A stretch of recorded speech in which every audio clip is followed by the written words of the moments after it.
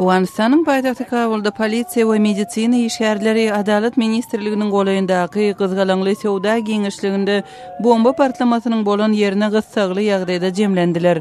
Resmiler partlamada azyndan 5 adamyň wepat bolanlygyny aýtdylar. Partlamanyň netijesinde ministrligiň daşyndaky binalarda aýnalar weýran boldy. Azyndan 25 adamyň yaralananlygy aýdylýar. Taliban bu hüjümyň jogapkärçiligini öz üstüne aldy.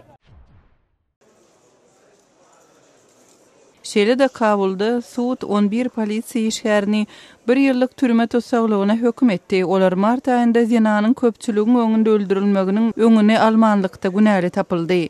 Ofitserler Farhunda adly ýaş zinanyň gurhany otlamakda galyp aýyplanyp köpçüliginiň gözüniň alynda urulup öldürilmegi bilen baglylykda 49 adamyň arasynda suda çekildi. Aýyplananlardan 4 adama şu aýyň başynda ölüm jazasy berildi we 8 adam 16 ýyl türme tutsaglygyna hökm edildi. Galanlary delil ýetmezçiligi sebäpli boşadyldy. Azerbaýjanyň paýtagty Bakuda köp gatly jaýda ýangyn boldy.